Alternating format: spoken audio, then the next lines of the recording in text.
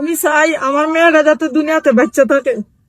আমি অনেক চেষ্টা করতেছি বাবারে, তার আমার মেয়েরা আব্বু আব্বু করে রাত্রে চিৎকারতে উঠে ঘুম থেকে।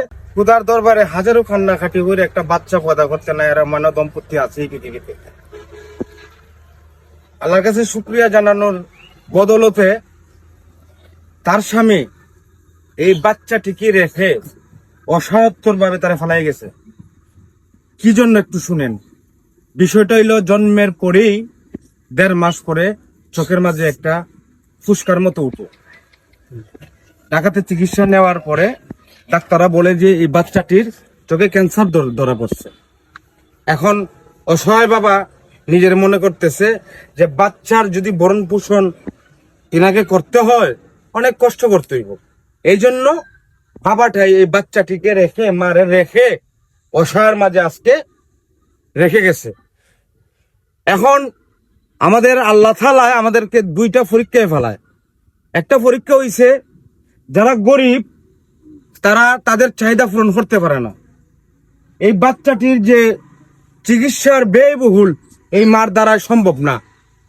আর যারা ধনী তাদেরকে আল্লাহ টাকা দিছে, কিন্তু টাকা দিয়েও পরীক্ষায় ফেলায় ঠিকভাবে টাকার বন্টন করতে পারে কিনা।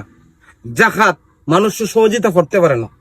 আমরা যারা ধনাঢ্য, যারা বড় লোক মনে করেন নিজেদেরকে, এবং যাদের সামর্থ্য আছে, আমরা সারা বাংলাদেশে অনেক কন্টেন্ট ক্রিয়েটর দেখছি এই অসহায় মানুষদেরকে নিয়ে কাজ করেন। আমি হয়তো কন্টেন্ট ক্রিয়েটর, কিন্তু আমি কাজ করি না, কারণ আমার সাইডটা অন্যদিক। কিন্তু এই বোনের একটা স্ট্যাটাসে আমাকে এখানে আসতে বাধ্য করছে যে আজমিরিগঞ্জ জলসুকা, আমি যে জায়গা থেকে ভিডিও করতেছি এই জায়গাটা হচ্ছে পাতনিপাড়া। আজমিরিগঞ্জ জলসুকার এমন এমন কন্টেন্ট ক্রিয়েটর আছে, বড় ছোট মিলে আছেন, আপনারা কি আমার মেয়েরে একটা ভিডিও করতে পারেন না? আমার এক ছোট ভাই সাইড ভিডিও করছে, অলরেডি আপনারা এটা দেখছেন। ও মানবিক কাজ করে। আমাদের বানিয়ারচুং হবিগঞ্জ এলাকার ভিতর অনেক বড় বড় কন্টেন্ট ক্রিয়েটররা আছে, শাহিন সুলেমান আরো অনেক বড় বড় আছে। আপনারাও কাজ করেন, এই বাচ্চাদেরকে নিয়ে মানবিক কাজ করেন।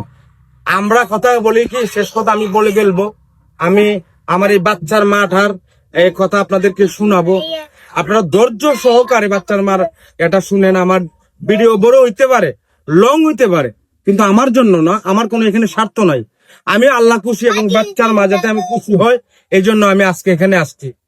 এই যে বাচ্চাটাকে নিয়ে আপনি চিকিৎসা করতে চাইতেছেন, বাচ্চার বাপ তো বাচ্চাকে রেখে ভরণ পোষণ করবে না, বা এই অবস্থায় রেখে আপনাকে রেখে গেছে।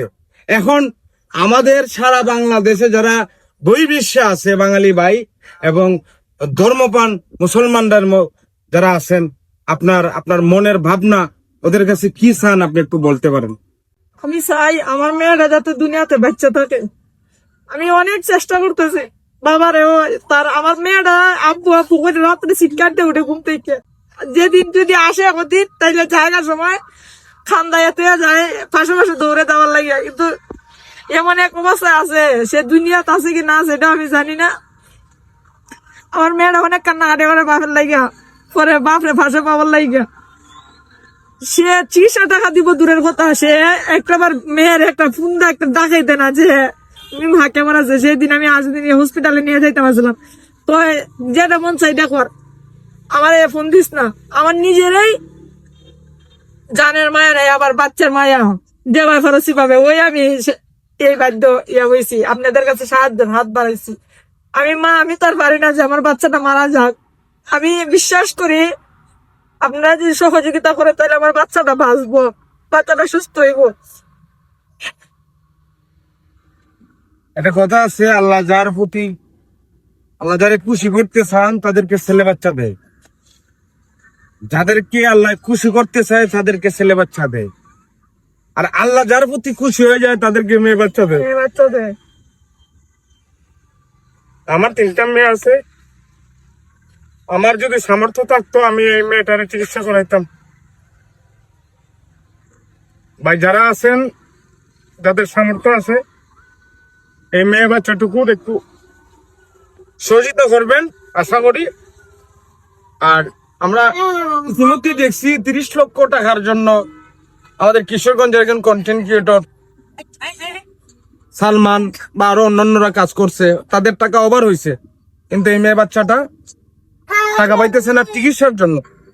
এটা একটু আপনি খেয়াল রাখবেন। আর একটা কথা বলি, আমরা ক্যান্সারের জন্য টাকা, মহাশয়ের জন্য টাকা আমরা খুঁজি, কিন্তু বাচ্চাদের যাতে ক্যান্সার না হয়, আমাদের বাংলাদেশের মানুষের যাতে ক্যান্সার না হয়, এই বিষয়ে আমরা কাজ করি। আমরা যারা কন্টেন্ট ক্রিয়েটর আছে, আপনারা চারিপাশে দেখেন, আমরা যা খাবার খাইতেছি সবগুলা হাইব্রিড সার দিয়ে তৈরি হইতেছে। আমরা ঘুরির মাঝে আমরা পানি ঢালি, যাতে কেউ, কোনো মা, কোনো বাবা তার সন্তানকে হারায় না ক্যান্সারের মাধ্যমে।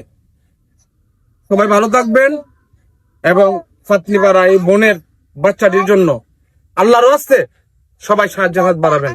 সবাই ভালো থাকবেন। আসসালামু আলাইকুম।